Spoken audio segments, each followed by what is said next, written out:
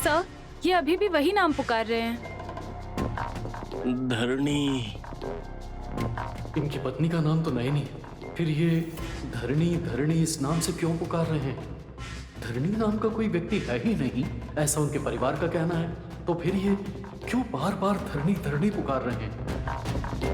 Nurse, इन्हें जिन्होंने आंखें डोनेट की उनसे संबंधित सारे डिटेल्स, रिपोर्ट सारे लेकर आइए। क्या हुआ सर? किस लिए? कुछ नहीं, पहले पेपर्स लेकर आइए। Okay sir.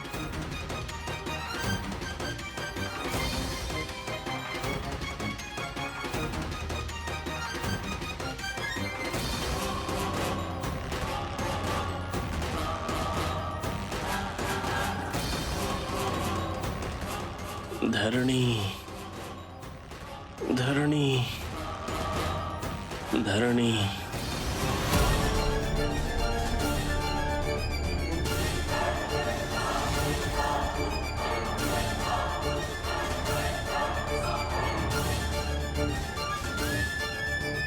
असल में ये धरणी कौन है? साहब जी उसका नाम क्यों बुला रहे हैं? मैं समझ नहीं पा रही हूँ ये है कौन आखिर? कौन हो सकता है, किससे पूछूं?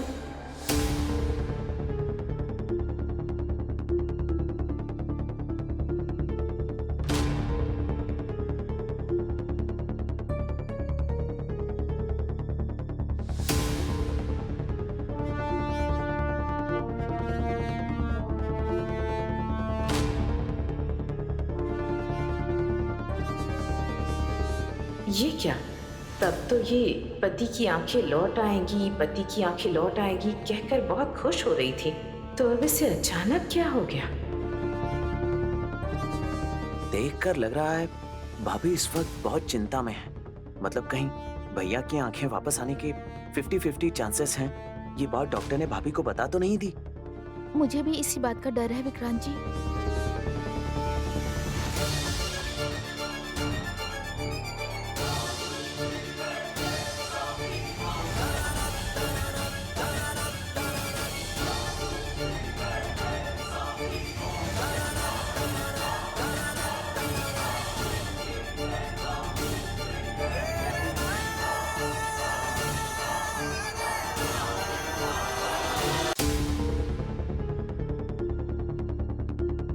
बहन, क्या हुआ तुम्हें?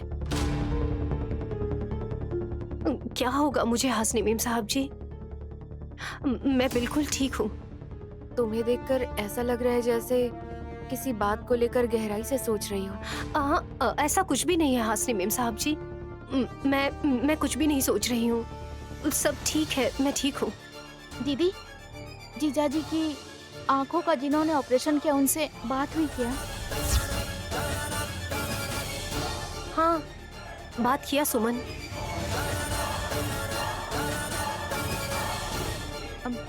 आपने बात की? क्या कहा उन्होंने? कल सुबह 10 बजे साहब जी की पट्टी खोलेंगे वो लोग, और कहा है कि उनकी आंखें आ जाएंगी। उन्होंने बहुत यकीन दिलाया है मुझे।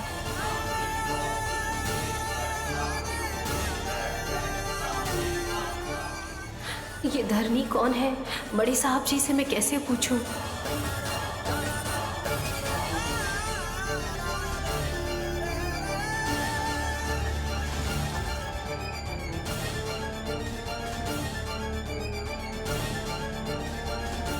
सर, आपने जो रिपोर्ट्स मंगवाया था। ओके, जिन्होंने आंखें डोनेट की उन्हीं की रिपोर्ट है ना? हाँ सर। दो मुझे।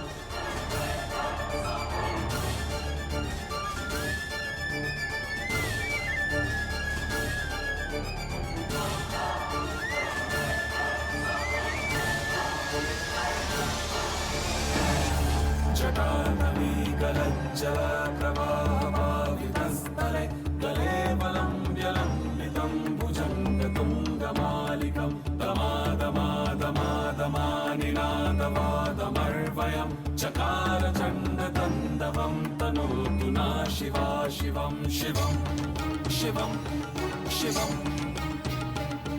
जटाकटाः सम्भ्रमा भ्रमानिलिम्पनिर्झरि विलोलवीचिवालरै विराजमानमूर्धनि दगादगादगच्छवाललालटापटपटे शोरचन्द्रशेखरे रसिकतीक्षणं मम शिवं शिवं शिवम्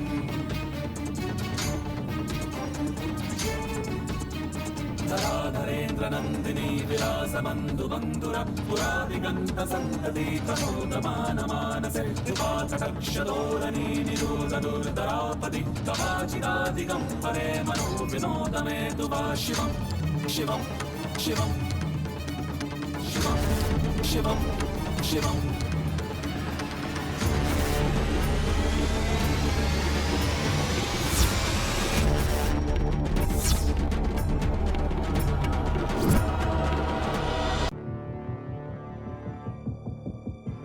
माय गॉड, सर, आपने तो बहुत सारी सर्जरी की है, पर आपने कभी इतना टेंशन नहीं लिया।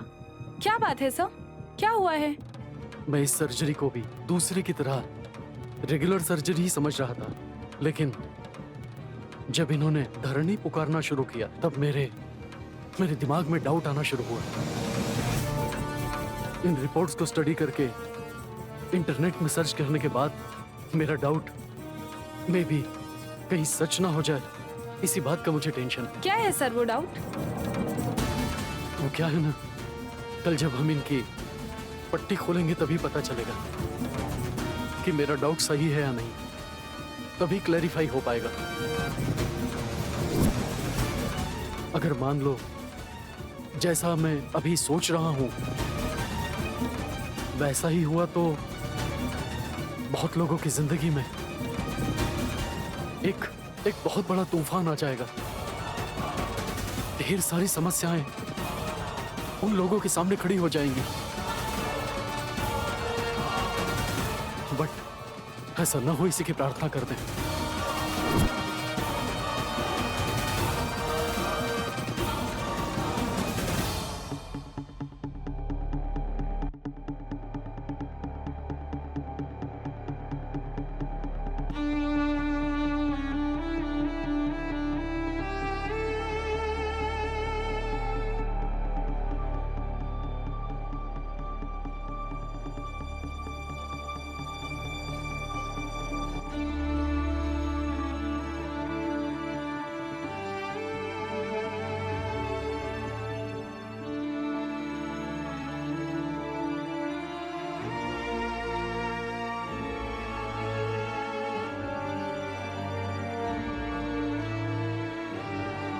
अच्छा, इतना सीरियसली लिख रहा है, मतलब कोई ना कोई जरूर बात ही होगी।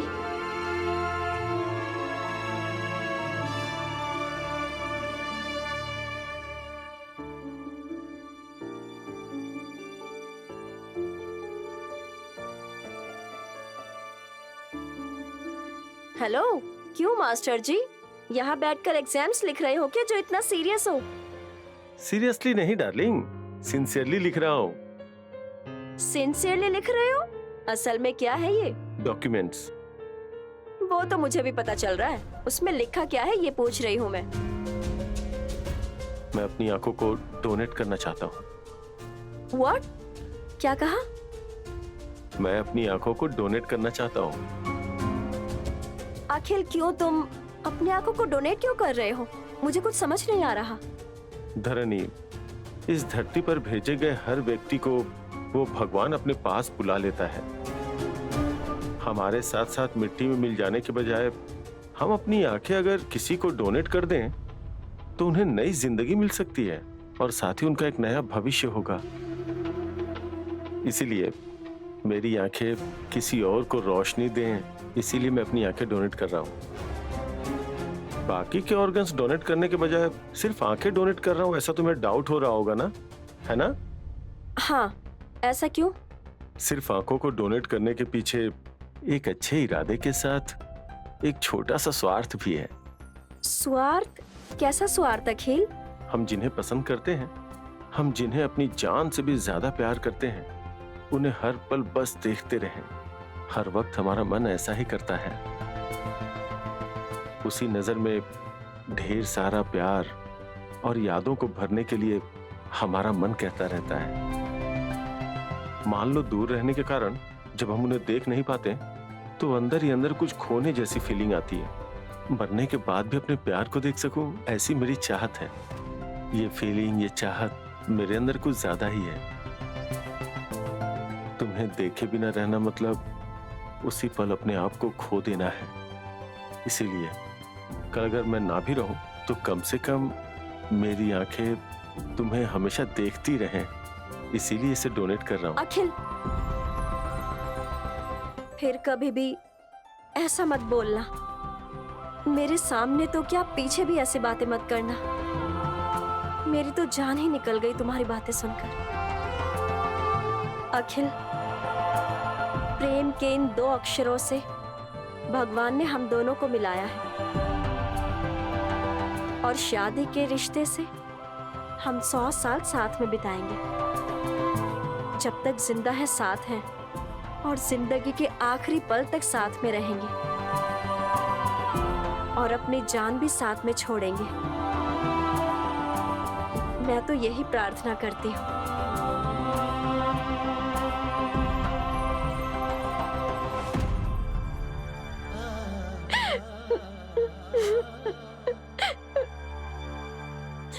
तुम्हारे ना होते हुए भी तुम मुझे देखते रहोगे, ये बात तुमने सच कर दी अखिल। 100 साल तक जिएंगे कहकर अग्नि के सामने तुमने वादा किया था, पर तुम मुझे अकेला छोड़कर चले गए। तुम्हारे बिना ये जिंदगी कुछ भी नहीं। मैं कैसे जीऊंगी तुम्हारे बिना? मुझे छोड़कर क्यों चले गए? कैसे छोड़कर चले गए अखिल? क्यों चले गए?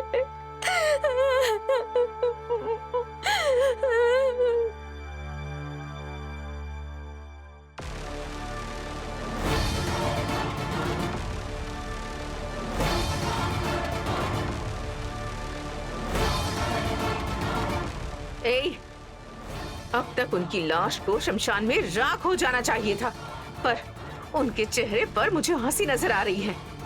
उस विशाल को और उस नैनी को धरती से उठवाकर उनकी पूरी जायदाद को अपने कब्जे में करना चाहती थी मैं, पर कल से उनके सामने मुझे डर डर कर जीना पड़ेगा बरशु। मेरे असली रूप को विशाल के सामने लाने का उस नैनी ने फैसला कर लिया है, इसलिए मेरे बताए झूठे पति के बारे में पता लगाकर उसने वो एड्रेस हासिल किया और विशाल को उस आदमी के पास ले जाकर वो मेरा पर्दाफाश करना चाहती थी। विशाल की आंखों की रोशनी वापस आने के बाद वो नैनी चुप बैठेगी क्या? मेरे बताए झूठे पति को वो जरूर विशाल के सामने लाकर खड़ा कर देगी। मेरे पापों का घड़ा तोड़कर मुझे इस घर से बाहर निकाल देगी। मेरे इस टेंशन की वजह तुम हो, तुम ही हो परशु, तुम ही हो। तुम्हारी वजह से ये सब हुआ है। दीदी, ऑलरेडी आपने 2 बार मुझे डांट दिया, 1 बार मारा भी। कितना भी डांट लो, कितना भी मार लो, गुस्सा तो उतना ही होगा ना दीदी। अब छोड़ दो ना दीदी। छोड़ूंगी नहीं तुम्हें, जब तक तुम्हें जान से नहीं मार दूं तब तक छोड़ूंगी नहीं मैं। दीदी, तुम गुस्सा किए बगैर मेरी एक बात सुनोगी तो आपका डर दूर हो जाए, ऐसी बात कहूंगा। पहले बताओ क्या बात है, गुस्सा करना है कि नहीं कि मैं बाद में सोच लूंगी। दीदी, अमेरिका वाले भांजे को आंखें मिल जाएगी, इस बात को सोचकर ही तुम टेंशन ले रही हो ना दीदी। लेकिन तुम्हारा ये टेंशन बेवजह है, क्योंकि भांजे का जो ये ऑपरेशन हुआ है ना, उसमें कुछ तो गड़बड़ हुई है दीदी। हाँ। ये तुम क्या कह रहे हो परशु? हाँ दीदी, ऑपरेशन सक्सेसफुल है लेकिन पेशेंट डेड है। ऐसा टेंशन सिनेमा वाले डॉक्टर लेते हैं ना, उसी तरह अमेरिका वाले भांजे का जिस डॉक्टर ने ऑपरेशन किया ना, वो भी वैसे ही टेंशन ले रहा था, मैंने देखा। जब नर्स ने पूछा कि डॉक्टर इतना टेंशन क्यों ले रहे हो, तब डॉक्टर पसीना पूछते हुए कुछ नहीं कहकर वहां से भाग गया। डॉक्टर ने जिस तरह से टेंशन लिया था और जिस तरह से कवर करने की कोशिश की, उस हिसाब से तो ऑपरेशन जरूर फेल हुआ है, ये क्लियरली समझ में आ रहा है दीदी। इसमें कोई डाउट नहीं है दीदी, 100% कंफर्म।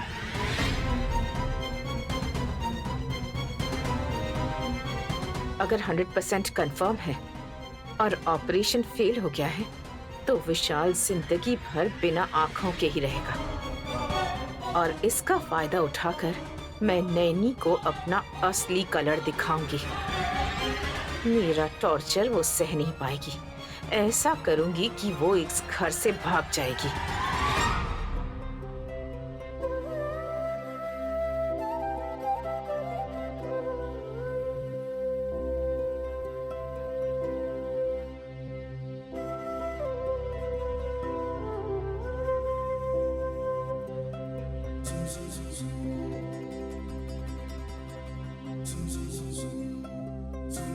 साहब जी, कल आप आंखें खोलकर जब मुझे देखेंगे तब मैं बहुत खुश होंगी। आपके मुंह से नयनी ये शब्द सुनने के लिए मेरे कान तरस गए हैं। साहब जी, अब नहीं रहा जाता।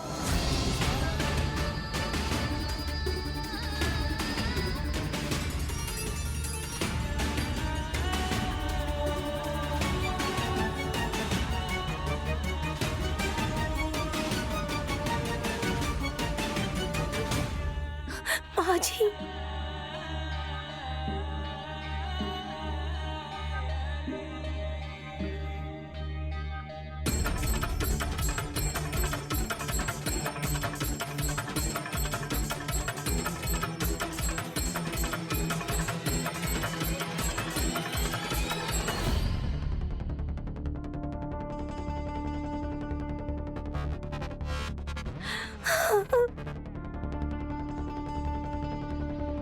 मैं बहुत बदनसीब हूँ बेटा। माँ के तौर पे तुम्हें प्यार से बड़ा नहीं कर पाई। आज तुम्हें ऐसी हालत में देखकर रोने के अलावा कुछ नहीं कर सकती। तुम्हारी माँ को तुम्हारे प्रति प्यार दिखाने का मौका भी नहीं मिला बेटा।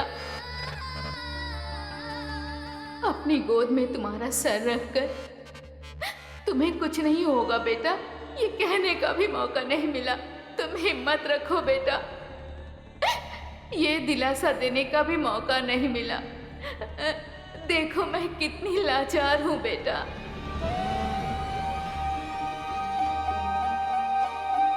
मैं उस दिन नहीं बेटा, आज तुम्हें ऐसी हालत में देखकर तुम्हारी माँ दोबारा मर गई बेटा, दोबारा मर गई। माँ जी, आप ऐसे दुखी मत होइए। साहब जी बिल्कुल सही सलामत है। कल सुबह ही साहब जी फिर से देखने लगेंगे। विशाल के साथ ये सब मेरी वजह से हुआ है और मेरी वजह से ही तुम्हारे साथ ये दुर्घटना हुई। ये सब कुछ मेरी वजह से ही हुआ है नैनी। अरे ये क्या माँ जी, आप ऐसा क्यों कह रही हैं? मेरे ख्याल से इस हादसे के पीछे जरूर उस तिलोत्मा का ही हाथ होगा। उनके असली रूप को जब साहब जी के सामने लाने गई थी तो तभी यह हादसा हुआ और हम लोगों की यह हालत हो गई। अगर ये सब उनका किया धरा है तो अपने आप को क्यों दोषी ठहरा रही हैं माँ जी? वो तिलोत्मा तुमसे बदला ले रही है, इसका कारण मैं हूँ। अगर उस दिन मैं तुम्हें दिखाई नहीं देती, मैजिक बॉक्स के द्वारा मेरे मौत का कारण तिलोत्मा है, ये तुम्हें नहीं बताया होता तो वो तुम्हारे साथ ऐसा कुछ भी नहीं करती नैनी। क्या वो तुम्हें मारने की कोशिश करती? बताओ नैनी, बताओ नैनी। तुम मेरे बेटे की रक्षा कवच बनकर रहो बेटी, इसीलिए मैंने तुम्हें यहाँ भेजा। लेकिन आज मेरी वजह से तुम्हारी जान को भी खतरा है। अगर ये बात मुझे पहले पता होती तो आज ये दुर्घटना नहीं होती बेटी। अगर पहले ही मुझे समझ में आ गया होता तो मैं तुम्हें कभी भी यहाँ नहीं भेजती बेटी। माँ जी, मेरी जान भले चली क्यों ना जाए, मुझे इस बात का बिल्कुल डर नहीं है। साहब जी की सलामती ही मेरे लिए ज्यादा अहम है। आप ही ने तो माँ जी उस तिलोत्तमा का असली रूप क्या है आप ही ने तो बताया है और उसके लिए सावधानी बरतने के लिए कहा। नहीं तो मैंने भी उन पर अंधा विश्वास कर लिया होता। और तो और मैं अपने हाथों से ही साहब जी को और खतरे में ढकेल देती। मेरे और साहब जी के लिए एक आप ही है जिन पर हम विश्वास कर सकते हैं माँ जी। वहाँ पर हम पर हमला किया और जान लेने की कोशिश की, उसका कारण आप बिल्कुल नहीं है माँ जी। कृपा करके उस दुख को अपने मन से निकाल दीजिए। नहीं, तुम्हें और सावधानी बरतने की जरूरत है बेटी। वो तिलोत्तमा तुम्हें खतरे में डालने की कोशिश कर रही है। माँ जी, अब से हर पल में उस तिलोत्तमा की हर चाल पर नजर रखूंगी। भविष्य में दोबारा ऐसी नौबत कभी ना आए, इस बात का ध्यान रखूंगी। आप बिल्कुल घबराइए मत माँ जी। ध्यान रखना बेटी। ठीक है माँ जी। हाँ।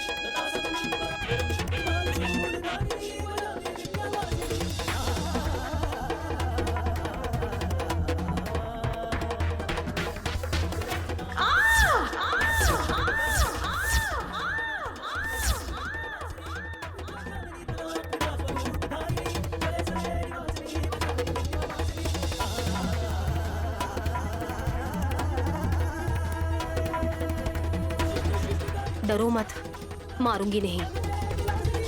मौत का डर कैसा लगता है ये बस दिखाया है मैंने। हमारी कार के हादसे के पीछे का कारण वजह तुम ही हो, मुझे यकीन है। मुझे शक हुआ इसीलिए तो मैंने मौत का डर दिखाया।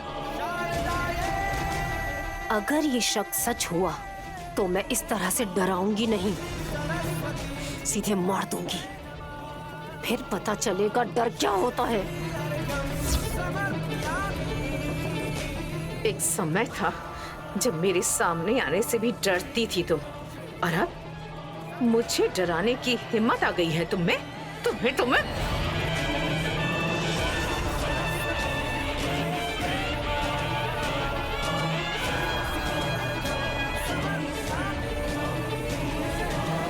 हाथ उठाया है इसलिए अभी रोक रही हूँ। मेरा हाथ गांव की लकड़ियां तोड़कर मजबूत हुआ है। दोबारा ऐसा किया तो इस हाथ के टुकड़े करके फेंक दूंगी। बाप रे बाप, बाप रे बाप। हाथ समझ रही है या उसे झाड़ू समझ रही है? टुकड़े कर देगी कह रही है।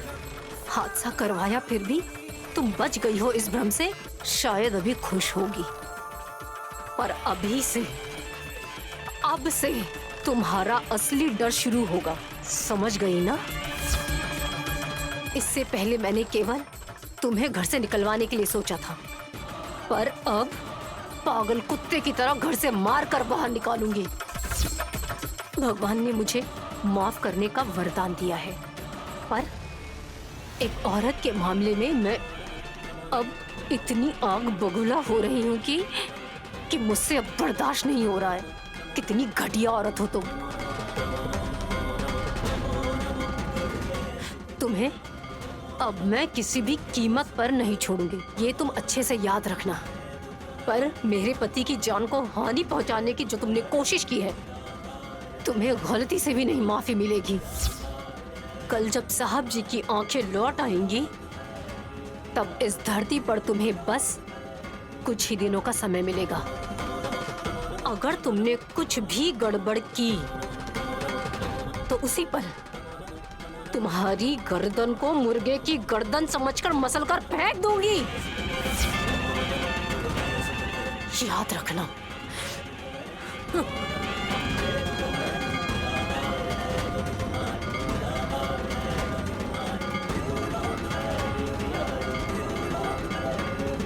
दीदी पूजा प्रार्थना करती रहती है तो हमने नैनी को खरगोश की तरह सीधी साधी समझा था, पर ये तो असल में शेर से भी बढ़कर निकली। दीदी समझो अगर गलती से भी भांजे की आंखें वापस आ गई तो नैनी अपना रौद्र रूप दिखाकर कालिका देवी की तरह वीर रस दिखाएगी और तुम्हें भस्म करके फेंक देगी। दीदी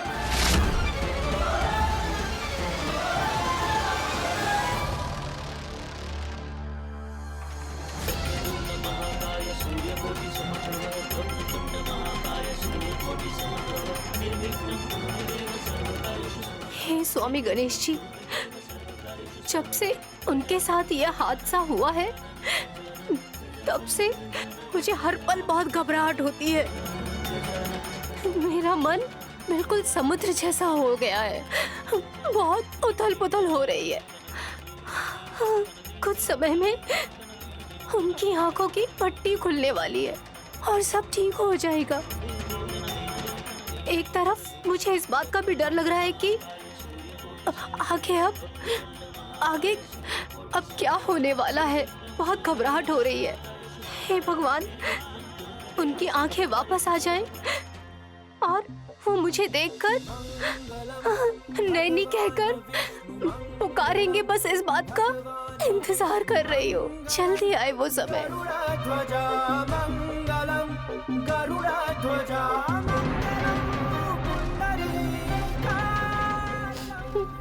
आंखें खोलते ही वो मुझे अपनी नैनी कहकर बुलाएंगे ना प्रभु।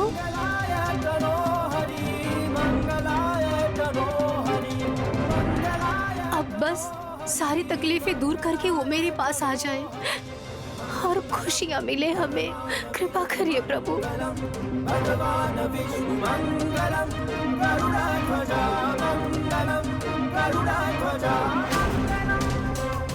क्या हुआ आपका भाई? मैं बस अभी आई। क्या बात है, कोई समस्या है क्या? नहीं मैडम, मैंने ही इन्हें बुलाया। आपने बुलाया है इन्हें? क्या हुआ डॉक्टर साहब? कुछ नहीं, आपके पति को इन्होंने उनके पति की आंखें दी है ना, तो कम से कम अपने पति की आंखें देखकर थोड़ी सी खुशी इन्हें मिलेगी। इसके अलावा इन्हें यहाँ बुलाने की दूसरी कोई वजह नहीं।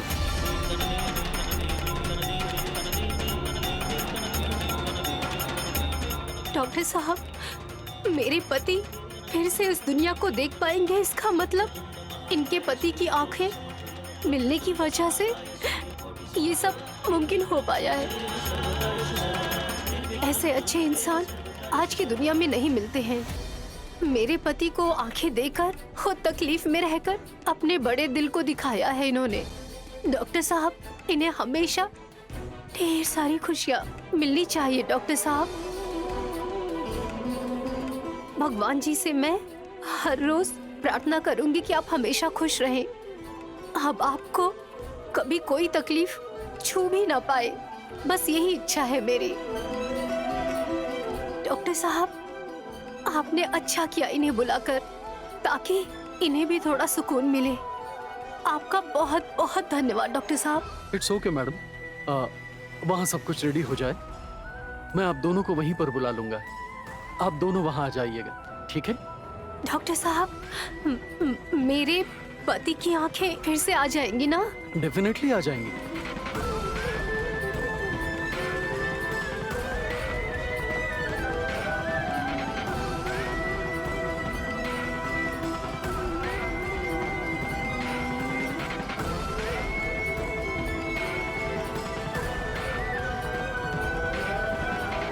सिस्टर, सब रेडी है ना? रेडी है डॉक्टर। आप भी यही रहना, मैं उन्हें बुला लेता हूँ। Okay doctor.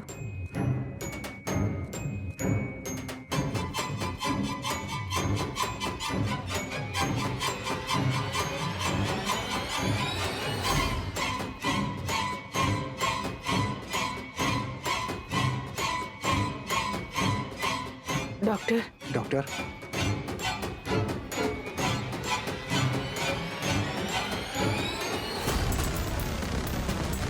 पेशेंट के बैंडेज अभी खुलने वाले हैं, लेकिन इतने लोगों को देखने की वजह से उनकी आंखों पर जोर पड़ सकता है। इसलिए जिन्हें वो बहुत पसंद करते हैं, बस वो ही अंदर आ जाए।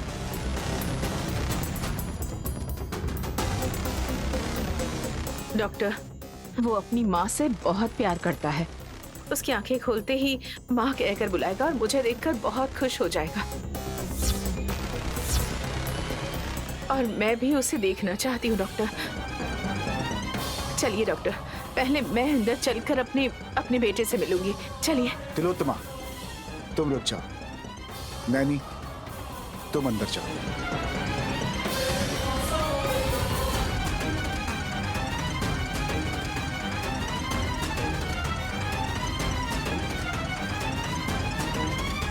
क्या सोच रही हो तुम? जाओ ना अंदर। वो क्या है ना, बड़ी साहब जी, तुम विशाल की पत्नी हो नैनी, इसलिए उसकी आंखें खुलते ही सबसे पहले तुम्हें सामने होना चाहिए। वो नहीं साहब जी। विशाल अपनी माँ से बहुत प्यार करता है, लेकिन उससे भी ज्यादा वो अपनी वाइफ से प्यार करता है। जब वो आंखें खोलेगा तो उसके सामने तुम्हारा रहना बहुत जरूरी है बेटी। जाओ।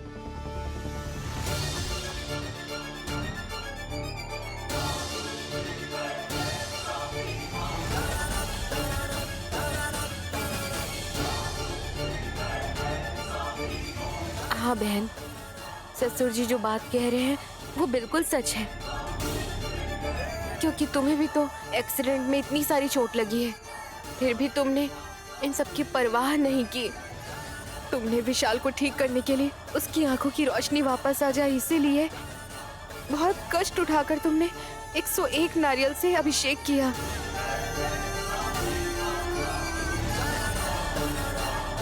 इसीलिए विशाल पहले आंखें खोलते ही तुम्हें देखना चाहेगा बहन। चलो बहन। जाओ नैनी। जाइए भाभी। चलो। जाओ बेटी। मैडम, आप ही आइए।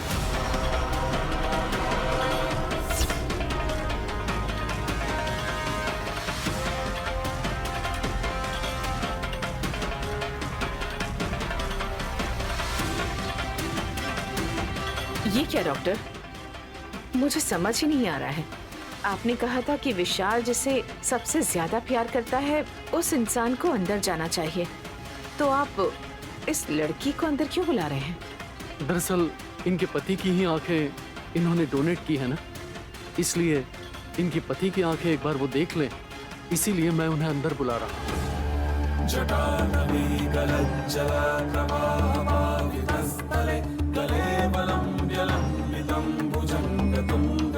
आप भी अंदर आ जाइए madam.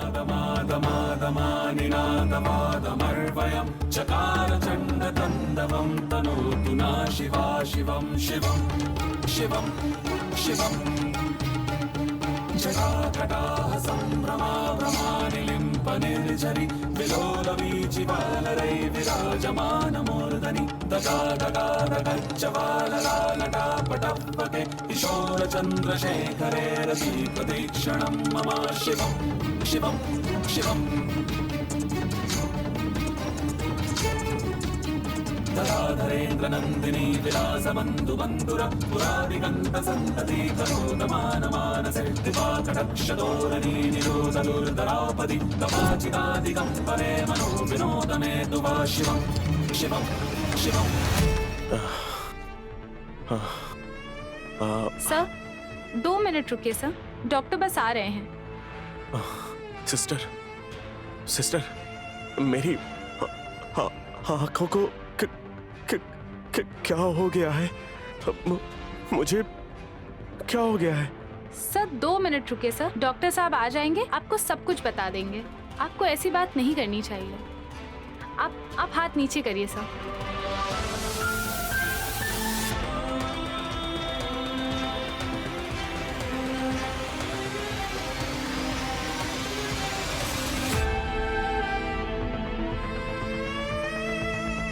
Good morning Vishal ji. Good morning doctor. ये मुझे क्या हो गया है डॉक्टर? टेंशन लेने की कोई जरूरत नहीं है। आप आराम से उठिए, उठिए।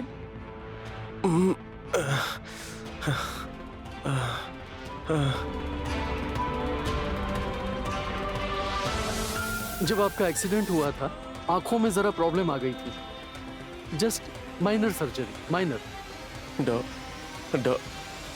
डॉक्टर, अब प्रॉब्लम तो नहीं है ना? नो प्रॉब्लम, आपको परेशान होने की जरूरत नहीं है।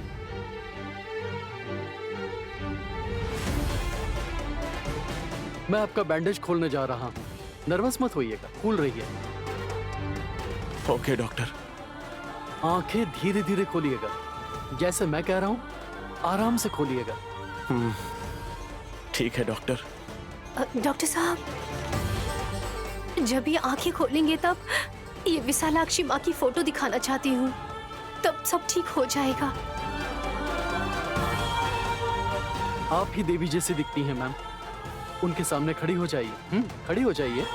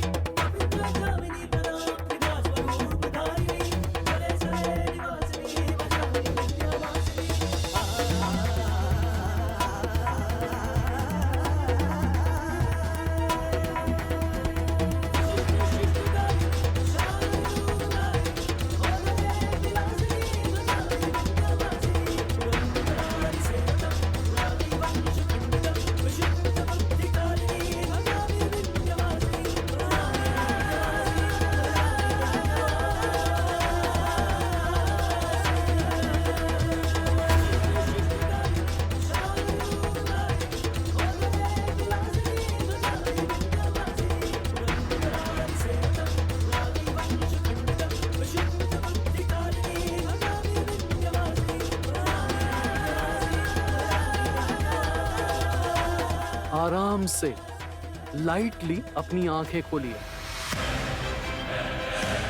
आराम से आंखें खोलिए सर।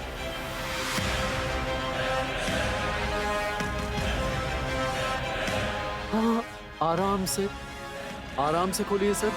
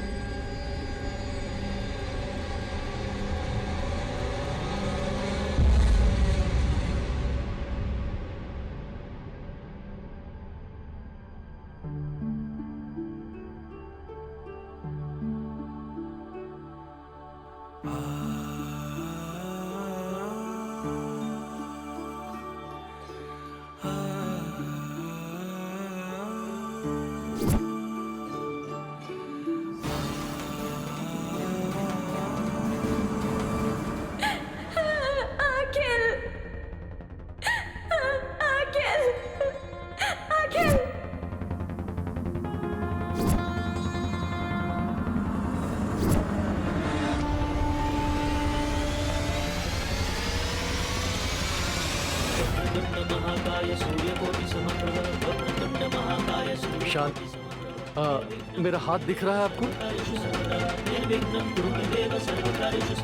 यस डॉक्टर, मुझे दिख रहा है।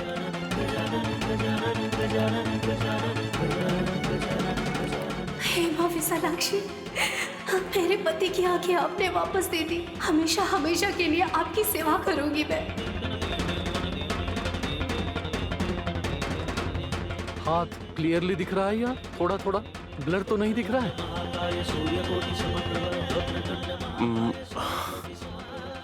जी डॉक्टर, एकदम क्लियरली दिख रहा है।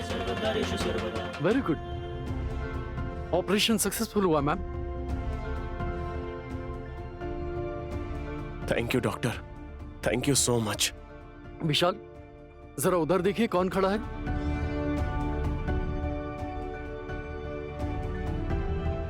साहब जी, इस पल का मैं कब से इंतजार कर रही हूँ कि आप मुझे देखें और नैनी कहकर बुलाएं। बस इस पल का इंतजार है।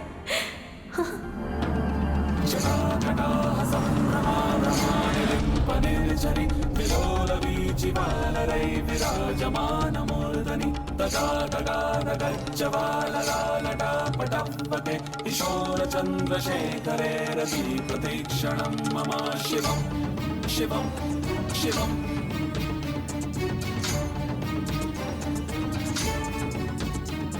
धराधरेन्द्र नंदिनी विलास बंधु बंधुर पुरादिगंत संतति प्रमोदमान मानसे कृपा कटाक्ष धोरणी निरोध दुर्धरापदि कपाचिदादिकं परे मनो विनोद मे तु वा शिवम शिवम शिवम।